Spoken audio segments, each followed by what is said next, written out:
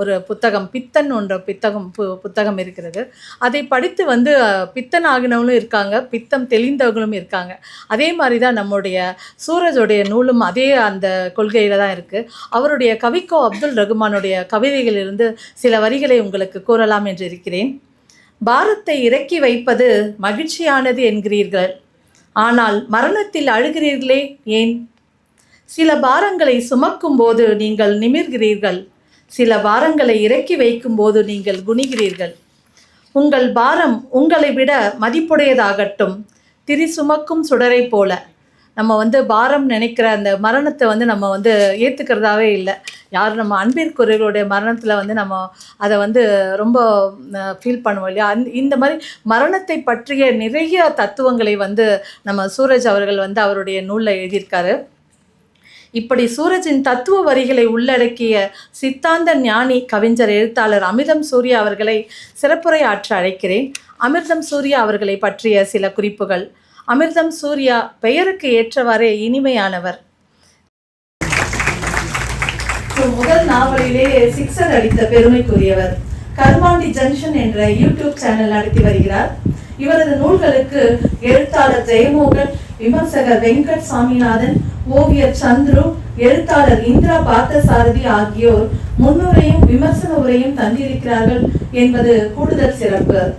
எழுத்தாளர் சீராளன் நடத்தும் ஜெயந்தன் படப்பிழைக்க விருது, எழுத்தாளர் தேவா சுப்பையா நடத்தும் ராமசே சுப்பையா அறக்கட்டளை விருது, எழுத்தாளர் திலகபாமா நடத்தும் லக்ஷ்மி அம்மாள் விருது, இந்த மூன்றுக்கும் இவர் ஒருங்கிணைப்பாளராக இருக்கிறார். இவர் நிறைய விருதுகளை பெற்றிருக்கிறார். அதில் குறிப்பிடும்படியாக ஸ்டேட் பேங்க் அவார்ட், கழக சபாபதி விருது, அன்னம் விருது, எழுச்சி அறக்கட்டளை விருது, திருப்பூர் தமிழ் சங்க விருது, தினகரன் விருது, சௌமா விருது போன்ற பல உயரிய விருதுகளுக்கு சொந்தக்காரர்.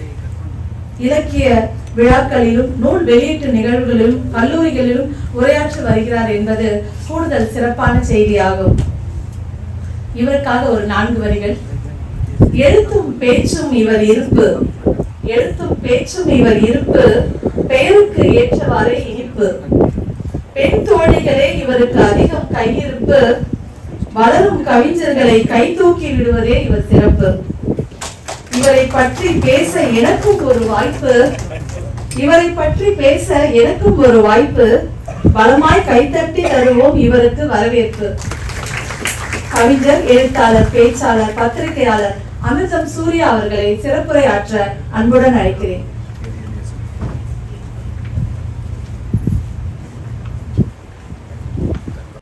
அரங்கில் வீற்றிருக்கும் அன்பு நண்பர்களே, வளமான வணக்கங்கள்.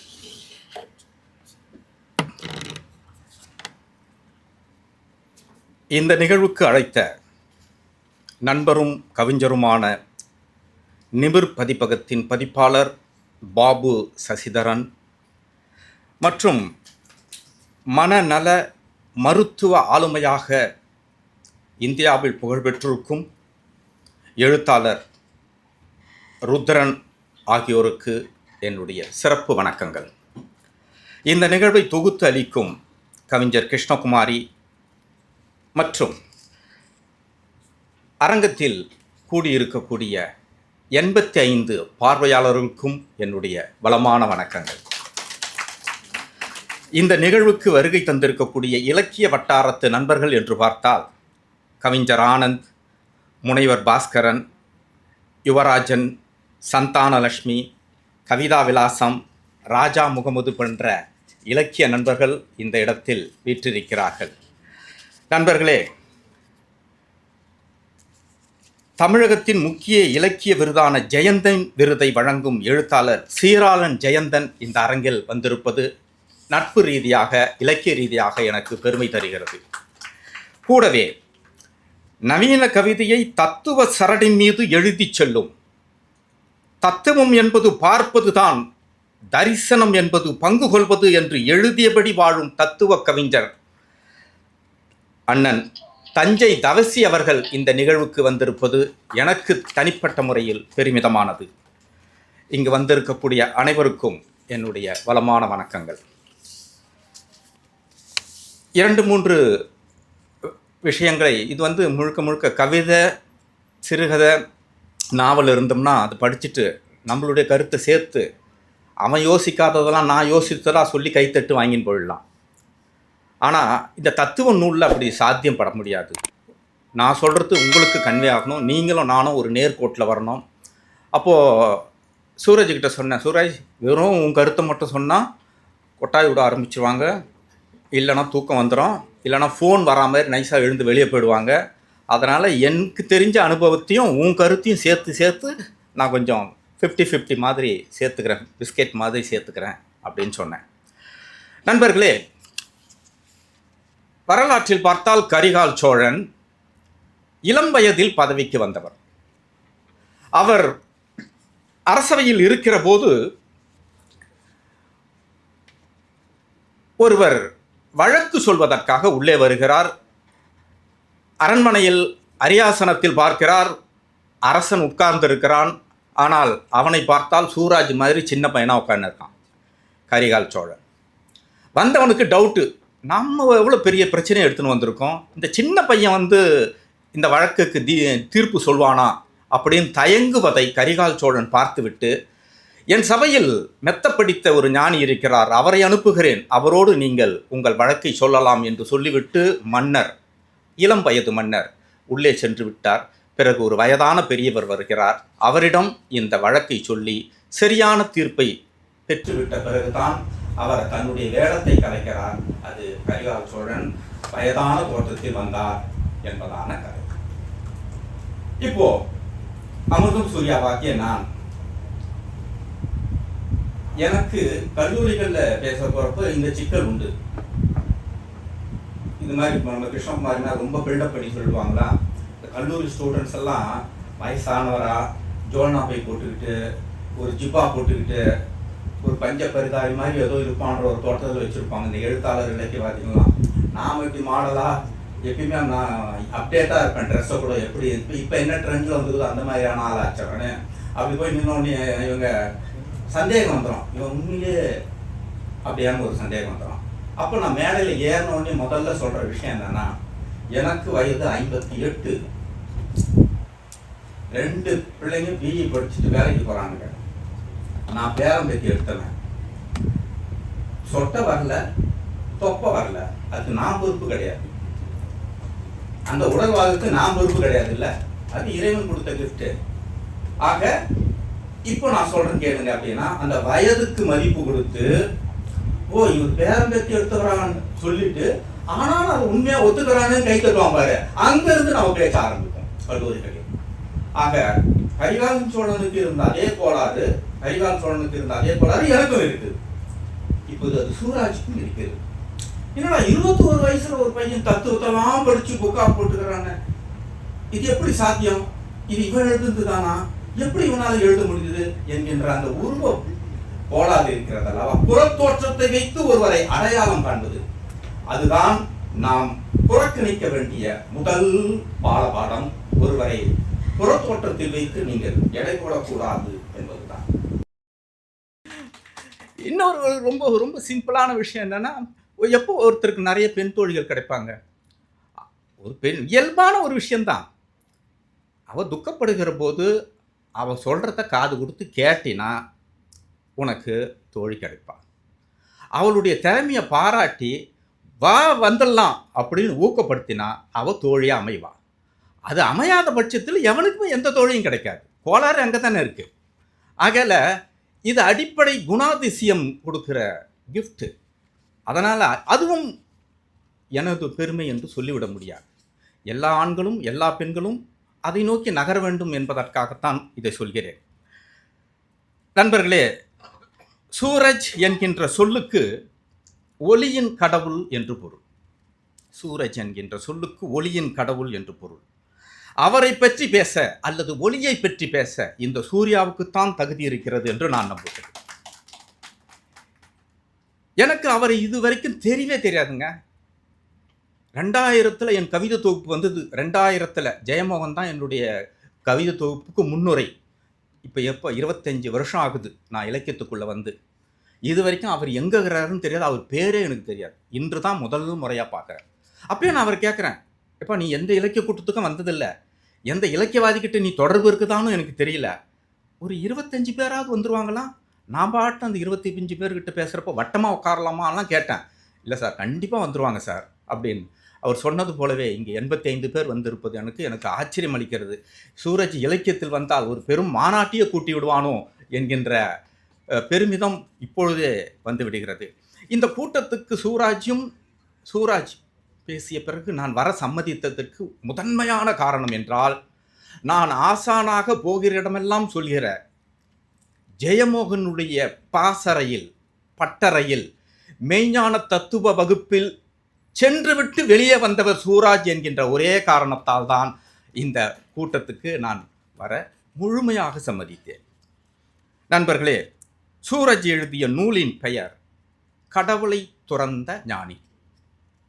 இது தத்துவங்களை அடிப்படையாக கொண்டு கட்டப்பட்ட உரை. கட்டப்பட்ட உரை, தத்துவங்களை அடிப்படையாக கொண்டு கட்டப்பட்ட உரை. தத்துவங்களை படித்து அதை வாழ்வின் மீது பிரயோகித்து அது கொடுத்த தரிசனங்களை அவதானித்து அதை கட்டுரையாக இந்த நூலிலே அவர் எழுதியிருக்கிறார். இதுதான் எப்படி அவர் எழுதியிருப்பார்னா இப்படித்தான். எனக்கு எதுக்கியா தத்துவம்? படித்தனா, வேலை செஞ்சனா, சாப்பிட்டனா, கல்யாணம் பண்ணனா, குழந்தை குட்டி பெற்றனா, போய்கிட்டு தெரிஞ்ச தத்துவத்தை வச்சு நான் என்ன பண்ண போகிறேன்? எனக்கு எது தத்துவம்? எனக்கு எதுக்கு தத்துவம்? இந்த கேள்வி ஃபஸ்ட்டு தோணும் இல்லை? அடிப்படையில் அப்படி தான் தோணும். எனக்கு எதுக்கியா தத்துவம்? அப்படி ஒருபோதும் நாம் சொல்லிவிட முடியாது நண்பர்களே. நமது வாழ்வின் ஆதார நரம்பே தத்துவம் தான். அப்படியா? வாழ்வின் ஆதார நரம்பே தத்துவம் தானா? ஆமாம். இப்போ நீங்கள் ஒரு கோவிலுக்கு போகிறீங்க. நான் ஏற்கனவே சொன்னேன், அவர் கருத்தை மட்டும் பேச மாட்டேன், என்றும் சேர்த்து தான் உங்ககிட்ட நான் கன்வே ஆவேன் அப்படின்னு. நீங்கள் ஒரு கோவிலுக்கு போகிறீங்க, ஒரு சிவன் கோவிலுக்கு போகிறீங்கன்னு வச்சுங்க. ஒரு ஆகம விதிப்படி கட்டப்பட்ட ஒரு சிவன் கோவிலுக்கு நீங்கள் போகிறீங்க. இப்போ தத்துவம் எங்கே வேலை செய்யுதுன்னு பாருங்கள். தத்துவம் சொல்கிறது, உள்ளம் பெருங்கோயில் ஊன் உடம்பு ஆலயம். இது தத்துவம். ஊன் உடம்பு ஆலயம் என்பது ஒரு தத்துவம்.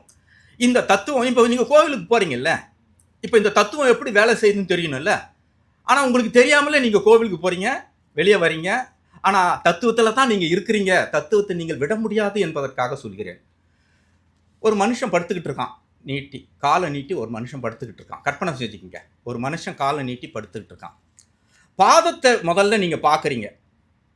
படுத்து கொண்டிருக்கக்கூடிய ஒரு மனிதனுடைய பாதத்தை பார்க்குறீங்க. அதுதாங்க கோவிலுக்குள்ளே நுழையிறப்போ முதல்ல தெரிகிற கோபுரம். அந்த பாதம் தான் கோபுரம்.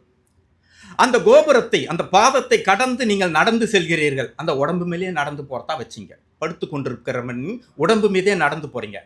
அப்படி நடந்து போகிற போது உங்களுக்கு கால் தொடை வழியாக எதிர்படுகிறது எது என்றால் அவனுடைய ஆண்குறி தான். அதுதான் கொடிமரம். கோவிலில் நீங்கள் பார்க்கிற கொடிமரம். கொடிமரத்தை தாண்டி, ஆண்குறியை தாண்டி நீங்கள் வருகிற போது தொப்புள், அதுதான் நந்தி. நந்த் பிளஸ் தீ, எல்லாவற்றையும் எரிப்பது நந்தி. அதனால் தான் நந்தி. அதற்கு பிறகு பலிபீடம். தொப்புளுக்கு அடையாளமாக பலிபீடம். வயிறு, தொப்புள், பலிபீடம். அதையும் தாண்டி நீங்கள் அந்த மனிதன் மீது நடந்து கொண்டே வந்தால் இடது பக்கத்தில் சக்திக்கான கோவில் இருக்கும். அது இருதயத்துக்கான குறியீடு. அங்கு குங்குமம் அளிப்பார்கள். இரத்தத்தால் அழுத்தம் செய்து உடலை காப்பாற்றுகிற இருதயத்தின் குறியீடு தான் சக்தி. வலது பக்கம் பார்த்தீர்களானால் விநாயகர் இருப்பார்கள். அது நாடி சுத்தி இயக்குவது. அதை தாண்டி இன்னும் போனால் இன்னும் ஒரு கோபுரம் இருக்கும். அதுதான் கபாலம், கர்ப்பகிரகம். அதற்கு உள்ளே மூளை இருக்கிறது. அதுதான் சிவலிங்கம். இந்த மூளைதான் அந்த சிவலிங்கத்தை நீங்கள் பார்த்தீர்கள் என்றால் 5 தலை பாம்புகளோடு அந்த சிவலிங்கம் இருக்குமேயானால் ஆகம விதிப்படி கட்டப்பட்ட கோவிலில் அந்த 5 தலை பாம்பு தான் பஞ்சபூதமாக எடுத்துக்கொள்ளலாம், ஐம்புலனாக எடுத்துக்கொள்ளலாம். இப்படித்தான் உன்னை நான் வடிவமைத்திருக்கிறேன். உள்ளம் பெருங்கோயில் ஊன் உடம்பு ஆலயம். உன்னுடைய உடம்பைத்தான் நான் ஆலயமாக தீர்மானித்திருக்கிறேன் என்கின்ற தத்துவத்தை தான் நமது கோவில்கள் வடிவமைத்திருக்கிறது. இப்போ சொல்லுங்க, தத்துவத்தை மீறி நீங்க எங்க போயிட முடியும்? கோவிலுக்குள்ள போகும்போதே தத்துவம் தானே. இந்த தத்துவத்தை தான் கோவிலில் உங்களுக்கு தெரியாதபடி, உங்களுக்கு மறைத்து நீங்கள் கண்டுபிடிக்க முடியாதபடி இந்த தத்துவம் நமது வாழ்வில் நமது முன்னோர்கள் வடிவமைத்திருக்கிறார்கள். ஆக ஒருபோதும் தத்துவத்தை தாண்டி நீங்கள் யாரும் நகரவே முடியாது. தத்துவம் எதுக்கு? ஏன்னா இது தத்துவ புக்கு இல்லை, அதுக்கு நுழையறதுக்கு முன்னாடி ஒரு பாலபாடம் வேணும் இல்லை. தத்துவம் எதற்கு? தன்னை அறிவதற்கு. தன்னை அறிவதற்கு. ஏன் நான் தன்னை அறிய வேண்டும்? திருமந்திரம் சொல்கிறது, தன்னை அறிய தனக்கொரு கேடில்லை. தன்னை அறிய தனக்கொரு கேடில்லை. தன்னை அறியும் அறிவை அறிந்த பின் தன்னையே அர்ச்சிக்க தான் இருந்தானே என்று திருமந்திரம் சொல்கிறது. ஆக தன்னை தத்துவம் எதற்கு என்றால் தன்னை அறிவதற்குத்தான். ஆக தன்னை அறிவது எப்படி என்று உங்களுக்கு சொல்லிக் கொடுப்பதற்குத்தான் சூராஜ் எழுதிய இந்த கடவுளை துறந்த ஞானி என்கின்ற கோனார் உரை உங்களுக்கு வடிவமைக்கப்பட்டிருக்கிறது. விஷயத்துக்கு வந்துட்டேன்னு நினைக்கிறேன். நண்பர்களே, இந்த நூலின் பெயர் கடவுளை துறந்த ஞானி. இந்த வரியில் 3 சொற்கள் இருக்கிறது: கடவுள், துறவு, ஞானம். ஒரு தலைப்பை, இந்த தலைப்பு அல்ல, புத்தகத்தினுடைய எந்த தலைப்பை நீங்கள் எடுத்தாலும் தலைப்பிலிருந்து தான் நீங்கள் வாசிக்க தொடங்க வேண்டும். தலைப்பின் மீது தான் உங்கள் தர்க்கத்தை நிகழ்த்த வேண்டும். பிறகுதான் அட்டை, பிறகுதான் உள்ளே போக வேண்டும். ஆக கடவுளை துறந்த ஞானி, கடவுள், துறவு, ஞானம், இந்த 3 சொற்கள் இருக்கிறது. இந்த தலைப்பை வச்சு தாங்க அவர் அந்த புத்தகத்தையே ஃபார்ம் பண்ணியிருக்கார். அந்த புத்தகத்தினுடைய கட்டமைப்பே இந்த தலைப்பை வச்சு தான் பண்ணியிருக்கார். முதல் சொல் கடவுள். அந்த கடவுள் என்கின்ற சொல்லில் இருந்து அவர் கட்டுரையை என்னெல்லாம் வடிவமைத்திருக்கிறார் என்றால், எது கடவுள்? யார் கடவுளை உருவாக்கியது? எதற்கு கடவுள் வேண்டும்? கடவுளை நிராகரித்த சாருவாகம் என்கின்ற அக்கால மதம், கடவுளை நிராகரிக்கிற இன்றைய தீக்கா, மனிதன் கடவுளாக முடியுமா? இப்படி கடவுளை பற்றிய நிறைய கட்டுரைகள் இதில் பேசுகிறது. எனவே முதல் சொல் கடவுளை குறித்து அத்தனை கட்டுரைகளும் அதில் உள்ளே இருக்கிறது. இரண்டாவது துறவு. துறவு என்ற சொல்லின் மூலம் அவர் அந்த கட்டுரையில் என்னெல்லாம் பேசுகிறார் என்றால், எதை துறப்பது? அகத்தை துறப்பதா, புறத்தை துறப்பதா, அல்லது வாழ்வை துறப்பதா? வாழ்வை துறக்க முடியுமா? துறப்பது என்பது விட்டு விலகுவதா, தூர நின்று பார்ப்பதா?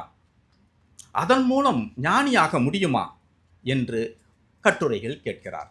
இரண்டாவது சொல். மூன்றாவது சொல் ஞானி என்பது ஞானம். ஞானத்துக்கு என்று ஞானம் என்று சொல் வருவதற்கு முன்பாக சில படிநிலைகள் இருக்கிறது. அதற்கு முன்பாக ஞானத்துக்கு முன் மனம். அதை சொன்னது எது? அறிவு. அறிவு எதால் ஆனது? நினைவுகளால் ஆனது. நினைவை என்ன செய்யலாம்? விழிப்புணர்வு நிலைக்கு கொண்டு வரலாம். அப்படி விழிப்புணர்வு நிலைக்கு கொண்டு வந்தால் என்ன ஆகும்? ஞானம் வாய்க்கும். ஞானத்தில் போலி ஞானம் இருக்கிறதா? இருக்கிறது. மனிதர்களில் இருப்பது போலவே ஞானத்திலும் போலி ஞானம் இருக்கிறது என்று சொல்லி இவ்வளவு விளக்கத்தையும் சொல்லி வந்து கொண்டே இருக்கிற போது சட்டென்று ஞானமே ஒரு கற்பிதம்தான் என்று முடிக்கிறார் சூரஜ். ஆக இவ்வளவு விஷயம் அந்த நூலிலே உண்டு. இந்த நூலை எப்படி சூரஜ் வடிவமைத்திருக்கிறார், அவருடைய பாணி எப்படி இருக்கிறது என்று பார்த்தால், ஓஷோ கிட்ட ஒருத்தன் வந்து கேட்குறான், கடவுளை நீங்கள் பார்த்துருக்கீங்களா? ஓஷோ சொல்கிறாரு, பார்த்துருக்கேன். பார்த்துருக்கீங்களா? எப்படி? பார்த்துருக்கேன், நான் தான் கடவுள் என்று ஓஷோ சொல்கிறார். என்னது, நீங்க கடவுளா என்று வியப்பாக கேட்கிறார். உடனே ஓஷோ சொல்கிறார், ஏய், மனுஷன் எப்படா கடவுளாக முடியும் என்று மறுக்கிறார். ஆக ஒரு விஷயத்தை விளக்குவது, பிறகு மறுதளிப்பது, பிறகு ஏற்கும்படி வருவது, பிறகு மறுதளிப்பது. எப்படி ஓஷோ இந்த கதையில் சொல்கிறாரோ, இந்த கட்டுரை தொகுப்பு முழுக்க நம்புறா மாதிரி கொண்டு வரா மனுஷன். ஓ, இதான் சொல்லும்போது டக்குன்னு அது கிடையாது அப்படின்ட்டு வேற ஒண்ணு சொல்றாரு. அதுதான் ஆகும்போது அதையும் நிராகரிச்சு போறாரு. அப்ப அதனுடைய சரடி என்ன என்றால், நான் சொல்ல மாட்டேன், கொஞ்சம் குழப்பம் உன்ன, நீ தான் தெரியணும். அதனுடைய சாரம்சம் என்பது எல்லாத்தையும் நான் சொல்லிட மாட்டேன், நீ நம்புறப்ப நான் கேள்வி கேட்பேன், உன்னை குழப்புவேன், அப்புறம் நீ எதுக்கு இருக்கிற என்பதான ஒரு தன்மை. இப்போ எனக்கு கவிதையில என்ன மாதிரியான கவிதையை நான் சிலாகிப்பேன், என்ன மாதிரி கவிதையை பண்ணுவேன்னா, படிச்ச உடனே அடடா செம கவிதை சூப்பர் அப்படின்னு சொல்லிட்டான்னு வச்சுக்கோ, அந்த கவிதை பக்கமே நான் போக மாட்டேன். எனக்கு அந்த அந்த பாணி எனக்கு பிடிக்காது. படிச்சுக்கிட்டே வந்து ஆஹா என்ன அழகாக எழுதிக்கிறான்டா, அது எனக்கு பிடிக்காது. ஒரு குளம் தூங்கி கொண்டிருக்க வேண்டும். ஒரு மனிதன் ஒரு கல்லை தூங்கி கொண்டிருக்கக்கூடிய குளத்தின் மீது எரிய வேண்டும். குளம் கண்ணை விழித்து கொண்டு யார் என்னை எழுப்பியது என்று பார்த்து அலைகரத்தின் மூலமாக கரை வரை வந்து தேடிவிட்டு மீண்டும் அமைதியாக வேண்டும். ஒரு கவிதை அப்படி இருக்க வேண்டும். என்னை டிஸ்டர்ப் பண்ணணும், என் வாழ்வை கேள்விக்குறையாக்க வேண்டும். கவிதை மீது நான் என் வாழ்வை தர்க்கமிட்டு கொண்டு பிறகு நானே தெளிய வேண்டும். அப்படி இருக்கக்கூடிய நவீன கவிதையை மட்டும்தான் நான் கவிதையாக ஏற்றுக்கொள்வேன். சார், அப்போ நீங்கள் ஃபுல்லாக பேசிக்கிட்டே வர்றீங்களே, அதெல்லாம் அவ்வளோ சூப்பரான கவிதையா? அது ஆரம்பத்தில் இருப்பவர்களை பாராட்டி தட்டி அடுத்த கட்டத்துக்கு நகர்த்துவதற்கான பேச்சு. ஆனால் கவிதை எது என்று கேட்டால் நான் சொல்லக்கூடிய இந்த விதம்தான். இப்படி சூரஜ் அவருடைய எழுத்து பாணி அவ்விதமாக இருக்கிறது. சரி, இந்த கட்டுரையோடு அமிர்தம் சூர்யாவாகிய நானும் இந்த கட்டுரையாளரும் எங்கே சந்தித்துக் கொள்கிறோம், எங்கே முரண்படுகிறோம், எங்கே தர்க்கம் செய்கிறோம் என்று பார்த்தால் பல இடங்களில் இருக்கிறது. சில இடங்களில் அவன் என்னை தோற்கடித்து விட்டான் என்ற கோபம் கூட வருகிறது இந்த சில கட்டுரைகளின் வழியாக. அது அவருக்கான வெற்றி தான். தோற்பது எவ்வளோ பெரிய கம்பீரம் அல்லவா? எனவே நான் தோற்றாலும் சூரஜ் வெற்றி பெற்றான் என்கின்ற வகையில் நமக்கு பெருமிதமாகத்தான் இருக்கிறது.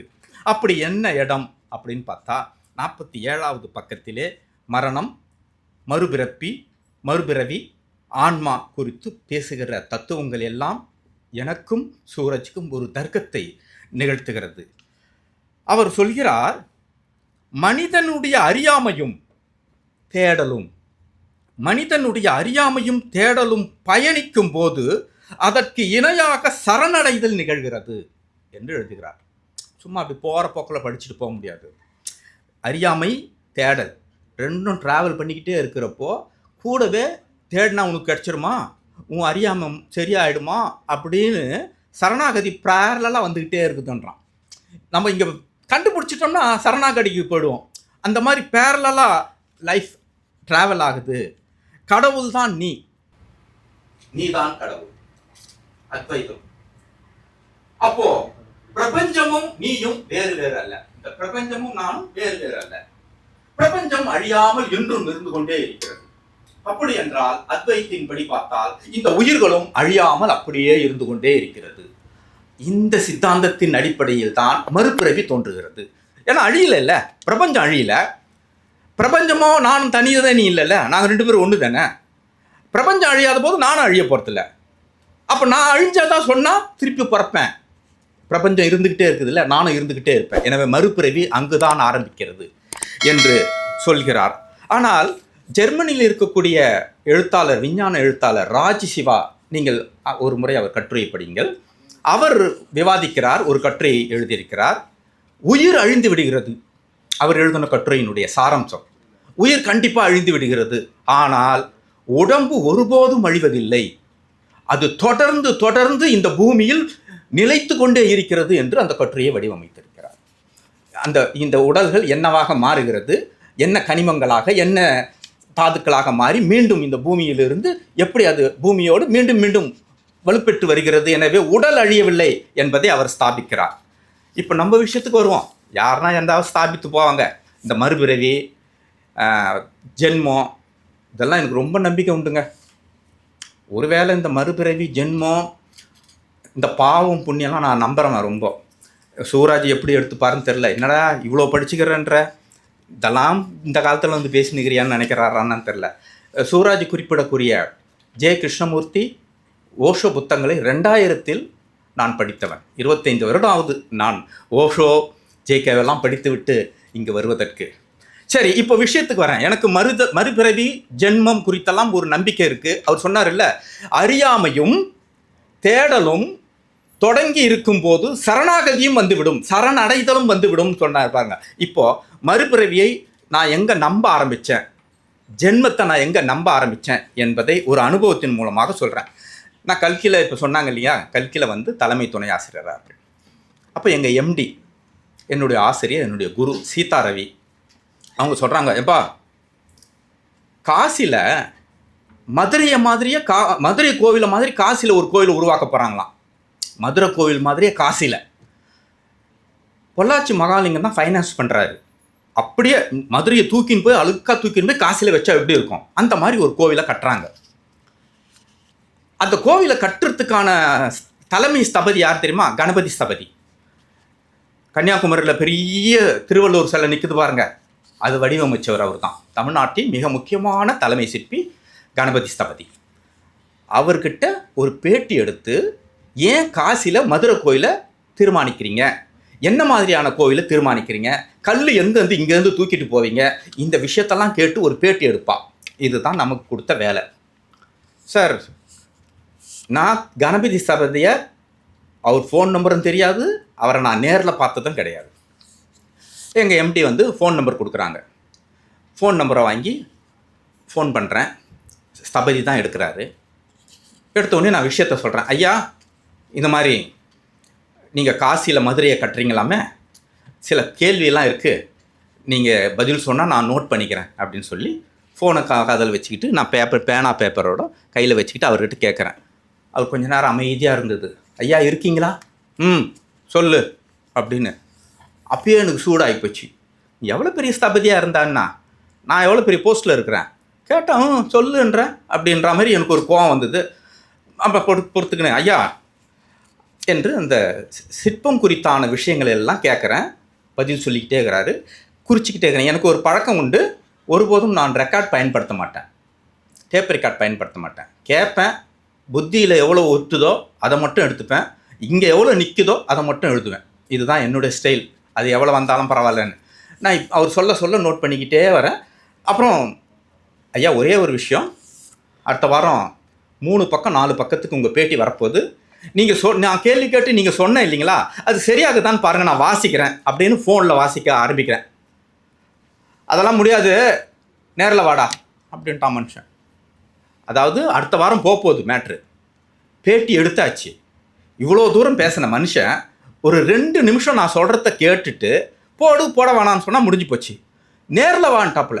பேட்டி எடுத்தது நேரம் வேஸ்ட்டாக போச்சு. அதுவும் டா போட்டாப்புல. அதெல்லாம் முடியாது, நேரில் வாடா. செம்ம கோவம் வந்துச்சு. இந்த டா ஒன்று தெரிஞ்சுங்களா, என் பேர் கதிரவன். என்னுடைய ஒரிஜினல் பேர், அப்பா வச்ச பேர் கதிரவன். இந்த கதிரவன் வாங்க பற்றியா, அந்த இன் வருது பாருங்க, அவன் இவன், அந்த கர்மாந்திரத்துக்காகவே நான் வந்து என் பேரை சூர்யான்னு மாற்றிக்கிட்டேன். நீ என்னடா என்னை இன் போட்டு கூப்பிடுறது கதிரவன்னு? அது அழகான அர்த்தம் உள்ளதுதான்.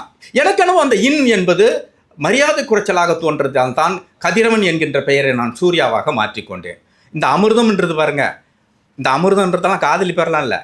100 வயசு வாழ்ந்த என் பாட்டி அமிர்தம்மாள் பேர். பாட்டி பேரோடு சுற்றுற ஒரே ஆம்பளை நான் தான், அமிர்தம் சூர்யா. அப்போ இந்த டா போட்ட உடனே தலைமை சிற்பியாக இருந்தாலும் யாராக இருந்தாலும் டா போட்ட உடனே எனக்கு சுருன்னு ஏறி போச்சு. நேராக எங்கள் எம்டி கிட்ட போகிறேன். இன்னும் அந்த மனுஷன் நேரில் வாடான்னு டா போட்டு பேசுகிறாருன்னு அவர் ஐயோப்பா, அவர் பெரிய சிற்பிப்பா, பெரிய ஞானிகள் கலைஞர்கள்லாம் அப்படி தான் இருப்பாங்க, அதெல்லாம் பெருசுப்படுத்தாத, நீ நேராகவே போய் ஒப்புதல் வாங்கிக்கிடு அப்படின்னு. அப்புறம் அட்ரஸை கேட்டு தேடி கண்டுபிடிச்சி போகிறேன். திருவான்மையூரில் வீடு, கணபதி ஸ்தபதி வீடு, அந்த கடற்கரை பீச்சுக்கு எதிர்க்க போனேன். நான் போய் வாசலில் நிற்கிறேன். 2 ஐயர் அரிசியில் மஞ்சளை தொட்டு வச்சுக்கிட்டு வாசலில் நின்றுந்தாங்க. நான் உள்ளே நுழையிறேன். நில்லுங்கோ அப்படின்னா. இல்லைங்க, ஸ்தபதியை பார்க்க போகிறேன். உங்கள் பேர் சூர்யாவா? ஆமாம். கொஞ்சம் இப்படி நில்லுங்கோ அப்படின்னு மந்திரத்தை ஓதி அந்த அரிசியை தலைமையில போட்டாங்க. ஓ, நான் பேட்டி எடுக்க வந்துக்கிறேயா? எனக்கு எதுக்கு இது? நீங்கள் யாரோ தப்பாக வந்திருக்கீங்க பொழுதுனா? இல்லை நில்லுங்க அப்படின்ட்டு அச்சதை போட்டு அதுக்கு பிறகு உள்ளே அனுப்புகிறாங்க. நான் உட்காந்துக்கிட்டேன்.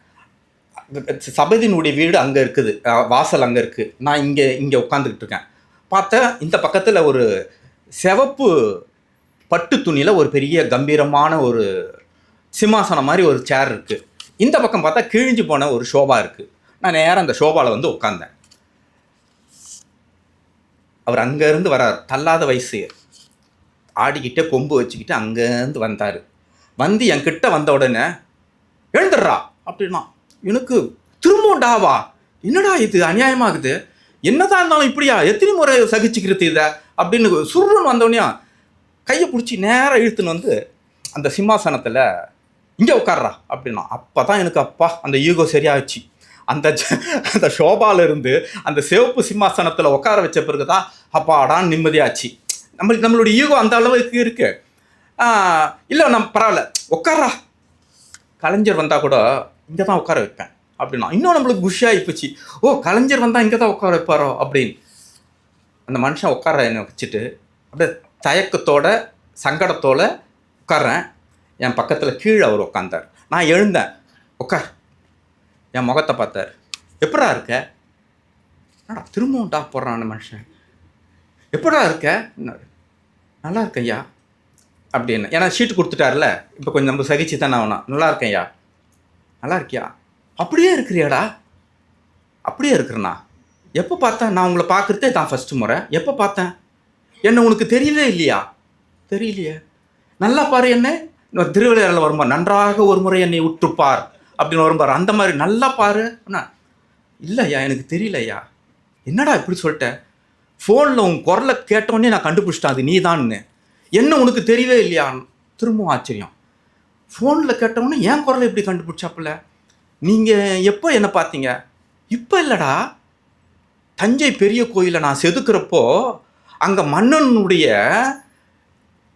வேவு பார்த்து வேலைகள் சரியாக செய்ய மாட்டியா செய்கிறாங்களான்னு பார்க்குறதுக்கு நீ வருவே இல்லை.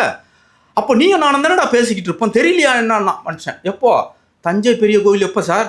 சோழர் காலத்து தஞ்சை பெரிய கோயிலில் கணபதி சபதி செதுக்குனாராம் சார். அது பெருந்தச்சன் தானே.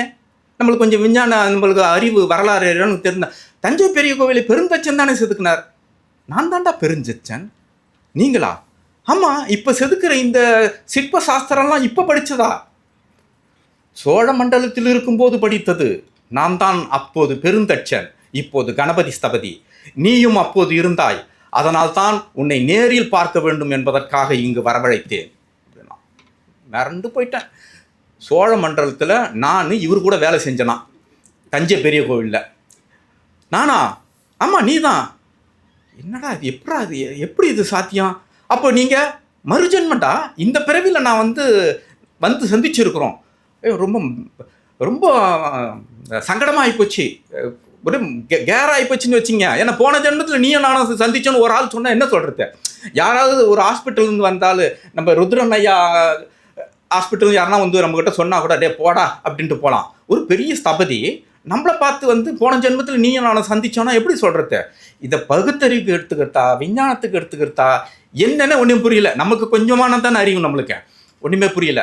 டக்குன்னு நான் ஒரு மடக்கினேன். பெருந்தச்சனுக்கு ஒரு மகள் உண்டு அல்லவா?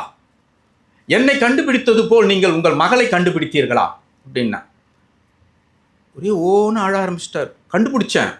மீனவ குடும்பத்தில் ஒரு மகளாக பிறந்திருக்கிறா. அவளா என்னை கண்டுபிடிக்கிட்டோன்னு காத்துன்னு இருக்கிறான்டான்னா.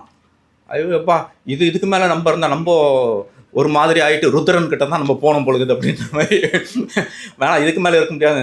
சரிங்க ஐயான்னா ஒரு பெரிய சிற்ப சாஸ்திரத்தில் கையெழுத்து போட்டு கொடுத்தாரு. அதே கான்செப்டில் வந்தேன். தீபாவளி மலர் கேட்டாங்க எங்கள் எம்டி. தீபாவளி மலருக்கு இந்த போயிட்டு வந்தேன் பாரு. இந்த சம்பவம் இதே மாதிரி இன்னொரு சம்பவம் எனக்கு சதுரகிரிக்கு போயிட்டு வந்தப்போ அது சொன்னேன்னா அதுதான் டைமே ஆகிப்படும், நீங்களாம் போயிடுவீங்க. எல்லா அனுபவத்தையும் சேர்த்து ஒரு சிறுகதையாக மாற்றி எழுதி வச்சேன். சிறுகதையாக எழுதினா கதை வந்தது. கதை வந்த உடனே எனக்கு ஒருத்தன் ஃபோன் பண்ணுறாரு. இந்த கதை எழுதுனது யார்? நான் தான் அமிர்தம் சூர்யா. என் கூட நீங்கள் லஞ்சு சாப்பிட வருவீங்களா? யாரையா நீ? உன் கூட எதுக்கியா? நான் ஏன் லஞ்சு சாப்பிட வரணும்? ஃபோனில் லஞ்சு சாப்பிட வரணும். எனக்கு நான் பொண்டாட்டி இல்லையா? என் பொண்டாட்டி கட்டி கொடுக்கலையா? சாப்பாடெல்லாம் எடுத்துன்னு வந்துருக்கிறேன். இல்லை, நீ என் கூட சாப்பிட தான் வரணும். யார் நீ? நீ ஏன் உன் கூட நான் ஏன் சாப்பிட வரணும்? நான் செய்தித்துறை அமைச்சராக இருக்கிறேன். என் பேர் பருத்தி இளம்பழுதி. இப்போ அமைச்சர் எதுக்கு என்ன கூப்பிட்றான் சாப்பிட்றதுக்கு? நான் எதுக்கு? உடனே பயம் அமைச்சரில். என்ன போய் கூப்பிட்றீங்க? யார்? நான் எதுக்கு? நான் என்னென்ன விஷயம்னா? இல்லை, நீ நேரில் வா அப்படின்னு. நேரில் போனேன். என்னடா இது, நம்மள ஒரு மனுஷன் சாப்பிட்றதுக்கு அவரையும் பார்த்ததில்லை, பழகினதில்லை. நேரில் போனால் எப்படா இருக்க? எப்படி இருக்குன்னா? ஏன்னா அப்போ தான் கணபதி ஸ்தபதி கேட்டார் எப்படா இருக்குன்னு. இந்த மனுஷன் எப்படின்னு கேட்குறேன். எப்படி என்ன? எனக்கு தெரியலையாடா அவனுக்கு? யார் அவர்? தெரியலையே. சோழ மண்டலத்தில் நான் குறுநில மன்னர். தொடர்ந்து 7 முறை நான் ஜெயித்தேன். அதனால தான் இங்கே 7 முறை எம்எல்ஏவாக இருக்கிறேன். நானும் இந்த ஜென்மத்தில் தான் வந்துக்கிறேன். கணபதி ஸ்தபதியை பற்றி நீ சிறுகதை எழுதுனல, பார்த்த உடனே நம்ம சோழ மண்டலத்து ஆள் ஒருத்தன் இருக்கிறானே, அவனை பார்க்கணுன்றதுக்காக தான்டா உன்னை வர வச்சானா. ஐயோ போச்சு அப்பவே நம்மளுக்கு. இப்படியாக இப்போ சொல்லுங்க, அதுக்கு பிறகு வீட்டுக்கு வந்தேன்னா நான் வந்து சோழ மண்டலத்தில் இருக்கிற மாதிரியே மறுபிறவியில் இருக்கிற மாதிரியே என் பையன் வந்து டேடின்னு ஆட்டுவான். என்னடா எனக்கு எங்கே பைத்தியம் பிடிச்சிட போதும்னு அவன் கவலை. அப்பா எங்கன்னா டிகிரி முடிக்கிறதுக்குள்ளே பைத்தியம் ஆலைய போகிறான் பொழுதுன்னு. ஆக மறுபிறவி, இப்படியாக மறுபிறவி ஜென்மத்தை நம்ப தகுந்த சூழல்கள் இப்படியாக எனக்கு அமைந்ததால் நான் மறுபிறவி ஜென்மம் என்பதை நம்ப தொடங்கிவிட்டேன். அந்த தேடல் என்பது என்னை சரணடைய வைத்தது. அவர் சொல்ற மாதிரி அறியாமையும் தேடலும் நிகழ்கிற போது சரணடைதல் நிகழும். அவர் சொன்ன அந்த கட்டுரைக்கு தான் இவ்வளோ பெரிய விஷயத்த நான் உங்களுக்கு சொல்ல வேண்டியதாகிடுச்சு. இப்படி தான் நீங்கள் வந்து இந்த கட்டுரையை படிக்கணும். நேராக 10 மார்க்குக்கு படிக்கிற மாதிரிலாம் இந்த புக்கை படிக்க முடியாது. நண்பர்களே, இந்த கட்டுரையில் ஆன்மீக அளவு என்று ஒரு விஷயம் இருக்கிறது. ஆன்மீக அளவு வழிபாட்டு முறைகளுக்கும் கடவுள் நம்பிக்கைக்கும் இடையே அடியில் ஒரு தத்துவ சட்டம் இருக்கும் என்று சொல்கிறார். வழிபாட்டு முறைகளுக்கும் கடவுள் நம்பிக்கைக்கும் இடையில் அடியில் ஒரு தத்துவ சட்டம் இருக்கும் என்கிறார். அந்த தத்துவ சட்டம் சடங்கு தன்மைக்கு போய்விட்டது. ஆனாலும் கூட சடங்கு தன்மை வழியிலாவது நீங்கள் மெய்ஞானத்தை அடையலாம். விஷயமே தான் இவர் எழுதுகிற பாயிண்ட். தத்துவ சரடுக்குது, அது சடங்கு தன்மைக்கு போயிடுச்சு. சடங்கு தன்மையை பின்பற்றியாவது நீங்கள் மெய்ஞானத்தை அடையலாம். எப்படா சடங்கு தன்மையை பின்பற்றி மெய்ஞானத்தை அடைய முடியும்? திரும்பவும் வழிபாட்டு முறையில் சடங்கு தன்மையில் தத்துவ சரடு எப்படி? அவர் சொல்லிட்டு போயிட்டாரு. ஆனால் அவர் தத்துவ சரடு வழிபாட்டு சடங்கு முறையில் எப்படின்னு சொல்லலை. இந்த வரி இப்போ நீங்கள் விஷ்ணுவை பார்த்துருப்பீங்க. பாம்பின் மீது படுத்து கொண்டிருப்பார். பாம்பின் மீது படுப்பதற்கு விஷ்ணு பாம்பை பயன்படுத்துகிறார். பயணம் செய்வதற்கு, பறப்பதற்கு கருடனை பயன்படுத்துகிறார். படுப்பதற்கு பாம்பு, பறப்பதற்கு கருடன். ஆனால் ஒருபோதும் கருடனுக்கும் பாம்புக்கும் ஆவே ஆவாது. ரெண்டும் எதிரெதிரானவை, ரெண்டும் முரணானவை. ஆனால் விஷ்ணு முரணான விஷயங்களை ஒரு நேர்கோட்டில் இணைக்கிறார். பாம்பு, கருடன், படுக்க, பறக்க. இப்படித்தான் நீங்கள் வாழ்வில் முரணான விஷயங்களை நேர்கோட்டில் அமைத்து உங்கள் வாழ்வை வழிநடத்த வேண்டும் என்பதைத்தான் இந்த சடங்கு, இந்த வழிபாட்டு முறை சொல்கிறது. இப்படித்தான் நீங்கள் அதை புரிஞ்சுக்கணும். நான் அப்படித்தான் இப்படி புரிஞ்சுக்கிட்டேன். சூராஜி அதில் எழுதுகிறார், உலகமும் அதில் வாழ்பவையும் எவ்வளவு முரண் வாய்ந்தது, அதனால் தான் உலகம் இயங்கிக் கொண்டிருக்கிறது. காந்தத்தில் வடக்கு தெற்கு இருக்கும். அதை உடைச்சிங்கன்னா உடைச்ச 2 துண்டுலையும் வடக்கு தெற்கு இருக்கும். எத்தனை துண்டுகளாக உடைத்தாலும் வடக்கும் தெற்கும் காந்தத்தில் இருந்து கொண்டே இருக்கும். இந்த முரண்தான் இயங்கு சக்தி. இதைத்தான் அந்த நூலிலே அவர் தொடர்ந்து குறிப்பிடுகிறார். காமத்திலிருந்து கடவுளுக்கு என்ற ஓஷோ நூலை நீங்கள் வாசித்து விட்டால் சூரஜ் நூலுக்கு நீங்கள் வருவது எளிமையாக இருக்கும்.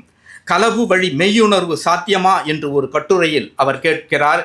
கலவியில் செக்ஸ் செயல் இருந்தாலும் உச்சக்கட்ட நொடியில் நாம் செயலற்று வெறும் அந்த இன்பத்தை ஃபைனல் ஸ்டேஜில் இயங்குவதை நிறுத்திவிட்டு அந்த இன்பத்தை அவதானிப்பதாக இருப்போம்.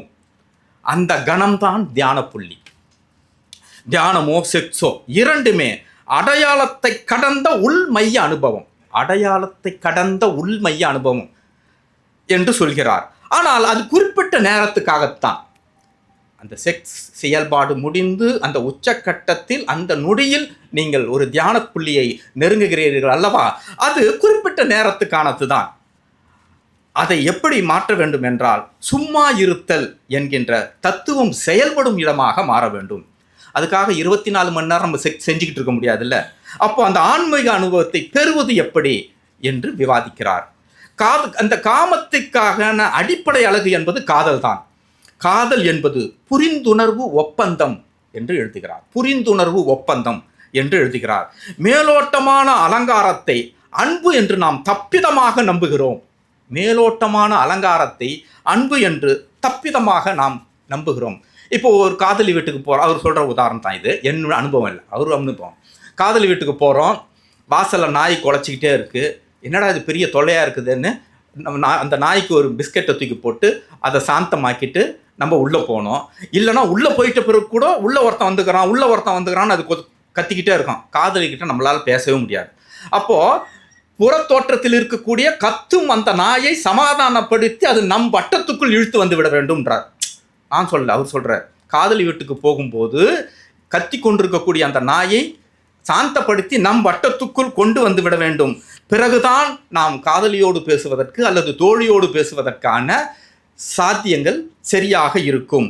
ஆக இந்த நாய்க்கு போடும் பிஸ்கெட் என்பது அன்பிற்கானதல்ல, ஆனால் அன்பின் தரிசனத்தை பெறுவதற்கு அது அவசியம் என்று பேசுகிறார். இதுதான் அவர் போற ட்ராக் பர்ஃபெக்டா தெளிவா இருக்கு. இன்னொரு இடத்தில் இயல்பை மாற்றுதல் என்று ஒரு கட்டுரை. இயல்பை மாற்றுதல். கண் இயல்பானது, ஆனால் தியானம் என்ற பெயரில் அதை மூட வைக்கிறீர்கள் அல்லவா, அது கண்ணுக்கு எதிரானது என்று சொல்கிறார். புதுசு இது. கண் இயல்பானது, கண்ணை மூடி தியானிப்பது என்பது ஒரு வகையில் கண் மீதான திணிப்பு என்று சொல்கிறார். இந்த இயல்பை மாற்றுங்கள் என்று சொல்கிறார். நண்பர்களே, இதுக்கு நான் இப்போ சொல்கிறேன். அங்கே போனோம் இல்லைங்களா, கணபதி ஸ்தபதி. அப்போ அவர் சொன்ன ஒரு விஷயந்தான் இது. கோவிலுக்கு போவியாடா? போவேன் ஐயா. அதுக்கு பிறகு நான் ரொம்ப க்ளோஸ் ஃப்ரெண்ட் ஆகிட்டோம். போவேன் ஐயா. போய் எப்படிடா சாமி கும்பிடுவேன்? கண்ணை மூடி சாமி கும்பிடுவேன், பயபக்தியா அப்படியே நெஞ்சு உரிக்க பொடமடையா. அவ்வளோ வருஷக்கணக்கில் சிலையை செதுக்கி கலையை எடுத்துன்னு வந்து அதில் கொட்டி அலங்காரம் பண்ணி 3 மணி நேரம் அலங்காரம் பண்ணி ஒரு கடவுளை ஒரு அலங்காரத்தோடு முன்னாடி நிற்க வச்சா இங்கேருந்து செலவு பண்ண போய் கண்ணை மூடின்னு போய் சாமி கும்பிடுவா? கண்ணை திறந்து கொண்டு அந்த அழகிய உருவத்தை நேரடியாக கண் வழியாக புத்திக்குள் இறக்க வேண்டுமடா என்று சொல்வார். அப்போ கண் மூடாமல், இதுதான் இயல்பை மாற்றுதல். அதுலேருந்து நான் கோவிலுக்கு போனேன்னு வச்சுக்க, கண்ணை மூடவே மாட்டேன். அப்படியே சாமி நேராக சொந்தக்காரனை மாமா மச்சானை பார்க்குற மாதிரி தான் பார்ப்பேன். எப்படி இருக்க? சரியாக இருக்கியா? அழகாகிறியா? செமையாகிற? ரைட்டு. நான் உங்ககிட்ட எதுவும் கேட்க மாட்டேன். கேட்டு நான் செய்கிற அளவுக்கு நீ இருக்கிற, உனக்கு எல்லாம் தெரியும், நீ பார்த்துக்கோ, சும்மா உன்னை பார்க்கலான்னு வந்தேன். நம்மளுடைய வேண்டுதல் அவ்வளோதான். எதுவுமே வேண்டவே மாட்டோம் நம்ம கண்ணா. நான் கடைக்கு பார்க்கறதுக்கு வந்தேன், உன்னை பார்க்கலான்னு வந்தேம்மா, நல்லா இருக்கியா? சூப்பராக அலங்காரம் பண்ணிக்கிறாங்களே, சந்தல அலங்காரம், செமடா செல்லாம், ரைட் வரட்டா, அவ்வளோதான். இந்த கண்ணை மூடி வேண்டுறது, கண்ணத்தில் போட்டுக்கிறது, இந்த வகையறாவே நான் வச்சுக்க மாட்டேன். இந்த இயல்பை மாற்றுதல் ஸ்தபதி மூலமாக வந்தது அல்லவா? ஸ்தபதின்னு ஒன்று, தவசின்னு வருது பாருங்க. கணபதி ஸ்தபதி மூலமாக வந்த அந்த இயல்பை மாற்றுதலை இவர் தனி கட்டுரையாகவே இயல்பை எப்படி மாற்றுதல் என்று எழுதுகிறார். ஒரு இடத்தில் சொல்கிறார், மனதுக்குள் மூளை என்று ஒரு தலைப்பிட்டு ஒரு கட்டுரை எழுதுகிறார். மனதுக்குள் மூளை, மனதுக்குள் மூளை என்று. அவர் கேட்குறாரு, ஐடி கம்பெனியில் வேலை செய்கிறவங்க தானே அதிகமான டென்ஷன், டிப்ரெஷன், என்னென்னவோ பிரச்சனைலாம் வருது. வருஷம் ஃபுல்லாக இசை அமைச்சுன்னுக்கிற இளையராஜாக்கு ஏன்டா எதுவுமே வரல என்று கேட்டுவிட்டு, எத்தனை வருஷமாக இசை அமைச்சுன்னுக்கிறான் மனுஷன், இசையோடவே வாழ்ந்துன்னுக்கிறான், அவருக்கு எந்த மன ரீதியான பிரச்சனையும் வரலையே. ஏன்னா அது மனதால் அவர் வேலை செய்கிறார், நீங்கள் அறிவால் வேலை செய்கிறீர்கள். ஐடி கம்பெனியில் இருக்கிறவங்களும் அறிவால் வேலை செய்கிறீங்க, இளையராஜா மனதால் வேலை செய்கிறார். எனவே தான் மனதால் வேலை செய்ய பழகுங்கள். எப்பயாவது ஒரு முறையாவது மனதால் வேலை செய்ய பழகுங்கள். மேலோட்டமான வாழ்வுக்கு மூளையும் மனமும் ஒன்றே என அறிய முயற்சிக்காமல் இரண்டும் வேறு வேறு என்று நம்பி வாழலாம். ரெண்டையும் ஒரே பேரலில் கொண்டு போங்க. மனம், அறிவு ரெண்டையும் பேரலில் கொண்டு போங்க. நான் நண்பர்களோடு டீ குடிச்சிட்டு இருப்பேன் சார். 6 மணிக்கு ஆரம்பித்தோன்னா 9-10 வரைக்கும் டீ குடிப்போம். கிட்டத்தட்ட ஒரு 7-8 டீ போகும். ஒரே கடுமையான வாக்குவாதம் ரோட்டில் நடப்போம். அப்போ ஒரு ஃப்ரெண்டு இதே மாதிரி சூரஜ் மாதிரியே வாக்குவாதம் கலப்பினான். மனம்படி நீங்களாம் வாழுறீங்களா, அறிவுப்படி வாழுறீங்களா? எப்போ இது இருக்கும், 2007-8 வாக்கில். என்னடா கேள்வி இது, மனம்படி? அப்போ நம்மளுக்கு இவ்வளோ படிக்கல இல்லை. என்னடாண்ணா, நான் மனம்படி ஒரு காரியத்தை செய்ய போகிறேன் நாளைக்கு, நீங்கள் அறிவுப்படி தானே இருக்கீங்க, மனம்படி நான் ஒரு காரியத்தை செய்ய போகிறேன். என்னடா லூசு மாதிரி மனம் பிரகாரம் செய்கிறது, அறிவு பிரகாரம் செய்கிறது அப்படின்னு நாங்கள் விட்டோம். அடுத்த நாள் வந்து சொன்னான், என்னடா ஒருத்தன் பிச்சை எடுக்க வந்தால் 10 மணிக்கு ஒருத்தன் பிச்சைக்காரன், எங்கள் ஃப்ரெண்ட்ஸ் சர்க்கிள் வீட்டுக்கு எல்லாருக்கும் ஒரு பிச்சைக்காரன் வந்துக்கிறாங்க. 9 மணிக்கு 9:30 மணிக்கு பார்க்கல, எல்லாம் ஒரே ஏரியா தானே. ஒவ்வொரு வீட்லையும் எப்படி நடந்துக்கிட்டாங்கன்றத டீ குடிக்கிறப்ப அவன் சொல்லின்னு இருந்தான்.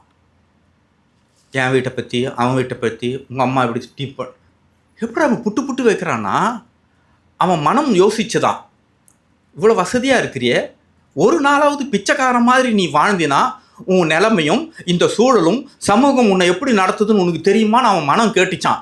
அதனால் அன்றைக்கி நைட்டு பிச்சைக்காரனாகவே வந்து எங்கள் நண்பர் வீட்டிலலாம் அவன் பிச்சை எடுத்திருக்காங்க. எங்கள் அம்மா என்ன சொல்லிச்சு, என் ஃப்ரெண்டுடைய அம்மா அவங்க என்ன சொன்னாங்க, அதெல்லாம் வந்து அடுத்த நாள் சொல்கிறான், இப்படி நடத்துறீங்க ஒரு பிச்சைக்காரனை, ஏன்டா உனக்கு ஏன்டா இந்த வேலை பிச்சை எடுக்கிறவனா? இல்லை, என் மனம் அப்படி பிச்சை என்கின்ற தன்மையும் பிச்சை எடுக்கிறத பற்றியும் என்னால் யோசிக்க வச்சுது. அதனால் ஒரு முறை பிச்சை எடுத்து பார்க்கலாமேன்னு நான் பிச்சை எடுக்க வந்தேன். மனதையும் அறிவும் நமக்கு எவ்வளவு டிஸ்டர்ப் பண்ணுது, தொல்லை பண்ணுது, அதை எப்படி சமன்படுத்துகிறது என்பதை பற்றியெல்லாம் இந்த நூலிலே பேசுகிறார். கவிஞனுடைய அடுத்த நிலைதான் ஞானி என்று சூரஜ் சொல்கிறார். கவிஞன் ஞானியினுடைய வாழ்வை வாழ்ந்து பார்க்காமல் உணர்ந்து விட்டு உடனே திரும்பி வந்து விடுகிறான். ஞானியினுடைய வாழ்வை வாழ்ந்து பார்க்காமல் உணர்ந்து விட்டு திரும்பி வந்து விடுகிறான். ஆனால் கவிஞனுடைய அடுத்த நிலைதான் ஞானி என்று சொல்லுகிறார். ஞானம் என்பது கடவுளை உணர்தலோடு நின்று விடுவதல்ல, இறை நிலையை உணர்ந்த பின் இறைவனாகவே வாழ்வது என்று எழுதுகிறார். இந்த இடத்திலே ஒரு குட்டி கதையை உங்களுக்கு சொல்வது சரியாக இருக்கும் என்று நம்புகிறேன். இறைநிலையை உணர்வது, இறைநிலையைக்கு நெருங்குவது. அவர் சொல்றது இறைநிலையை உணர்தல், இறைநிலையை நெருங்குதல். பாம்பன் சுவாமிகளை பற்றி நீங்கள் கேள்விப்பட்டிருப்பீங்க. பாம்பன் சுவாமிகளை எல்லாரும் வணக்கம் சுவாமி வணக்கம் சுவாமி அப்படின்னும் போது ஒரு விவசாயி வந்து நேராக பாம்பன் சுவாமி கிட்ட கேட்குறாரு. கவலைப்படாதீங்க, முடிச்சிடுவேன் இன்னும் ஒரு 2 நிமிஷத்தில். பாம்பன் சுவாமி கிட்ட ஒரு விவசாயி வந்து கேட்குறாரு, ஐயா எனக்கு ஒரு சின்ன சந்தேகம், சொல்லுப்பா, நீங்கள் வந்து சாமியார், சாமி யாருன்னு கண்டுபிடிக்க போகிற சாமியார், அதுக்குள்ளே உங்களை எல்லாரும் சாமி சாமின்றானுங்களே, என்ன மாதிரி கேள்வி பாருங்க. நீங்கள் சாமி யாருன்னு கண்டுபிடிக்க போகிற சாமியார், கண்டுபிடிச்சிட்டிங்களா? ஆனால் உங்களை எல்லாரும் சாமி வணக்கம் சாமின்றாங்களே, ஏன் அப்படின்னு பாம்பன் சுவாமிகளை கேட்குறான். அதுக்கு பாம்பன் சுவாமிகள் சொல்கிறாரு, உனக்கு 1 2 3 என்ன தெரியுமா? தெரியும் சாமி, சொல்லு பார்க்கலாம். அவன் 1 2 3ன்னு சொல்லிக்கிட்டே வரான். வரும்போது 88 89 90 நிறுத்து அப்படின்றார். ஏன் சாமி 89ன்ற வரைக்கும் கரெக்டு, 90 இன்னும் 100ஏ வரலையே, அதுக்குள்ளே 90ன்னு ஏன் சொல்கிற? 9 10 தானே சொல்லணும், ஏன் 90ன்னு சொல்கிற? அது வந்துடும் சாமி.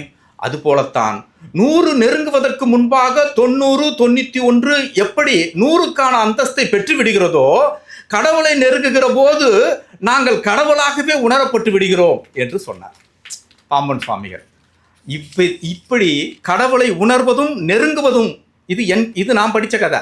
இந்த சப்ஜெக்டை சூரஜ் இந்த இடத்தில் பேசுகிறார். ஒரு இடத்தில் ஆக்குதல் ஆகுதல் என்று விரிவாக பேசுகிறார். ஒருவர் மனதிலிருந்து கடவுளாக முனைவது ஆகுதல், ஆகுதல் அல்ல ஆக்குதல். எங்கெல்லாம் ஆக்குதல் இருக்கோ அங்கெல்லாம் துவேஷம் வரும். மலை என்பது ஆகுதல், கோவில் என்பது ஆக்குதல் என்று அவர் விளக்கம் சொல்கிறார். அருமையான விளக்கம் அது. மலை என்பது ஆகுதல், கோவில் என்பது ஆக்கப்படுதல். நீங்கள் ஆகுதலாகுவதற்கு முயற்சி செய்ய வேண்டும் என்று சொல்கிறார். இதனுடைய முதல் படி என்ன என்று அவர் சொல்கிறார் என்றால், எதிலும் பங்கேற்காமல் பார்வையாளனாகவே சாட்சியாக இரு என்பதுதான் அவர் தொடக்க பாலமாக வைக்கிறார். சாட்சியா பங்கேற்காத, சாட்சியா பார்வையாளனா இரு அப்படின்னு. சின்ன வயசில் பட்டாசு வெடிப்பாங்க. எனக்கு பட்டாசு வந்து வெடிக்கவே மாட்டேன். நான் இது வரைக்கும் பட்டாசு வெடிக்க மாட்டேன். எங்கள் அப்பா அப்படியே போய் நீ பட்டாசு வெடிடா, வீட்டில் வச்சுருக்கேன், போய் வெடிடா அப்படின்னா. இல்லைப்பா நான் இங்கே இருக்கிறேன்ப்பா அப்படின்னு. என்னன்னா எனக்கு ஒரு சின்ன சந்தேகம், பட்டாசு அவன் நெருப்பை வச்சுட்டு ஓடி வந்துடுறான், நான் இங்கே வேடிக்கை பார்க்குறேன். டமால்னு வெடிக்குது, அழகான வெளிச்சம் வருது, அதை அவன் நெருப்பு வச்சவனும் பார்க்குறான், வேடிக்கை பார்க்குறான், நானும் பார்க்குறேன். பணம் கொடுத்து பட்டாசு வெடிச்சா அவனுக்கும் எனக்கும் எக்ஸ்ட்ராவாக என்ன அனுபவம் கிடைக்குது? வச்சுட்டு ஓடி வர்றானே, அது மட்டும்தான். அந்த நெருப்பை வச்சுட்டு ஓடி வர்றது மட்டும்தான். அது கூட ரசித்து அந்த நெருப்பை வைக்கிறான் இல்லை, ஓடி வந்துடுறான் வச்சுட்டு. அந்த ஒன்றை தவிர வேடிக்கை பார்க்கிற எனக்கும் பட்டாசுக்கு நெருப்பு வைத்த அவனுக்கும் எந்த வித்தியாசமும் இல்லை. வெளிச்சமும் வெடி சத்தமும் ஒன்றாகத்தான் இருக்கிறது. இது பார்வையாளனாக சாட்சியாக இருப்பது என்பதாக நான் புரிந்து கொண்டேன். கரெக்டாக தெரியாது. எங்கள் அம்மா உடனே இதை நான் சொன்னவர், எங்கள் அம்மா அப்போவே, ஐயோ என் பையன் பாரு எப்படியெல்லாம் யோசிக்கிறான், தாமரையில தண்ணி மாதிரி அப்படின்னாங்க எங்கள் அம்மா. என் ஆத்தா அப்படி சொல்லிச்சு, தாமரையில தண்ணி மாதிரி பட்டும் படாமல் யோசிக்கிறனா என்று சொல்லிச்சு. உடனே எங்கள் அப்பா சொன்னார், நெருப்பு வைக்க பயந்துன்னு அவன் சொல்கிறான், நீ என்னமோ அதை போய் பெருமையாக பேசுகிற. ஆக 2 விதமான விஷயங்கள் இருக்கத்தான் செய்யும். நண்பர்களே, இந்த தொகுப்பில் எனக்கு பிடித்த ஒரு வரி, ஒரு தலைப்பு என்பது மீண்டும் மீண்டும் யோசிக்க வைத்த தலைப்பு இறையின் ஊனம். அதை பாபு சசிதரன் உள்ளே இருக்கக்கூடிய உபத்தலைப்பு சொல்ல விட்டார். இருக்கிறதுல எக்ஸலண்டான தலைப்பு, தர்க்கத்துக்குரிய தலைப்பு, விவாதிக்க வேண்டிய தலைப்பு இறையின் ஊனம். சார் ஊனம் சார், எதனுடைய ஊனம்? இறையின் ஊனம். இறையின் ஊனம், கடவுள் தன்மை. இப்போ உங்களுக்கு இன்னொன்று சொல்றேன், கடவுள் வேறு கடவுள் தன்மை வேறு. அதை போட்டு நம்ம குழப்பிக்க கூடாது. கடவுள் நாத்திகனா இருக்கணும் கூட கடவுள் தன்மையை மறுக்க முடியாது. கடவுளோனால மறுத்துடலாம், கடவுள் இல்லைன்னா ஆமா இல்லை போ. கடவுள் தன்மை இல்லைன்னு சொல்ல முடியாது. ஏங்க, மனுஷனுக்கு நல்ல சத்தா திடமா இருக்கணும்னா இரும்பு சத்து வேணும். இரும்பு சத்து எதில் இருக்கு? பேரிச்சம்பழத்தில் இருக்கு, முருங்கைக்கீரையில் இருக்கு. முருங்கைக்கீரையில் இரும்பு சத்து இருக்குது, பேரிச்சம்பழத்தில் இரும்பு சத்து இருக்குது. அதில் இரும்பு இருக்குதுன்றது எப்படி உணர முடியும்? மேக்னெட் எடுத்துன்னு வந்து காந்தத்தை எடுத்துன்னு வந்து பேரிச்சம்பழத்தில் வச்சா ஒட்டுமா? ஒட்டாது. ஏனென்றால் அது உள்ளே இருப்பது இரும்பு சத்து, கடவுள் தன்மை, கடவுள் அல்ல. எனவே கடவுள் இருக்கிறாரா இல்லையானா என்ன வேணாலும் விவாதிச்சிங்க. ஆனால் கடவுள் தன்மை என்பது தொடர்ந்து இருந்து கொண்டே இருக்கிறது. அதை எவன் உணர்கிறானோ அவன் மட்டும்தான் இந்த இடத்தில் நான் என்பதை கடந்து இறையை நோக்கி நடக்க முடியும். இறையின் ஊனம் என்கின்ற அந்த தலைப்பு மிக எனக்கு பிடித்த, என்னை இன்னும் இன்னும் தூண்டி கொண்டிருக்கக்கூடிய தலைப்பாக இருக்கிறது. இறுதியாக இந்த நூல் எதை சொல்ல வருகிறது? நண்பர்களே, பைபிளில் ஒரு வரி வரும். எனக்கு குழப்பமாயிடுச்சு. இந்த இந்த இந்த இந்த மாதிரி ஒரு வரி வருமே, இது நான் படிச்சிருக்கேமே, எந்த அத்தியாயத்தில் வருது அப்படின்னோடனே தஞ்சை தவசிக்கிட்ட கேட்டேன். ஜி, சரீரம் வெளிச்சம் ஒரு பைபிள் வருமே, ஐயோ சரியான தலைப்புனா உடனே சொன்ன உடனே அவர் எனக்கு ஜி இதுதான் அப்படின்னு அனுப்புனார். நண்பர்களே, அந்த பைபிள் வரியோடு இந்த பேச்சை முடித்து கொள்ள விரும்புகிறேன். கண்ணானது சரீரத்தின் விளக்காய் இருக்கிறது. கண்ணானது சரீரத்தின் விளக்காய் இருக்கிறது. உன் கண் தெளிவானால் சரீரம் முழுவதும் வெளிச்சமாகும். உள்ளம் பெருங்கோயில், ஊனுடம்பு ஆலயம். அதுக்கு அடுத்து அந்த லிங்க் பண்ணிடணும், இந்த கோவில் வெளிச்சமாவதற்கு அப்படின்னு. கண் எப்படி விளக்காக மாற வேண்டும்? இந்த பைபிள் மத்தேயு 6:22 கண்ணானது சரீரத்தின் விளக்காய் இருக்கிறது, உன் கண் தெளிவானால் சரீரம் முழுதும் வெளிச்சமாகும் என்பதைப் போல இந்த நூல் உங்கள் கண்களை தெளிவாக்கும் என்பதை என்னால் உறுதியாக சொல்ல முடியும். நன்றி, வணக்கம்.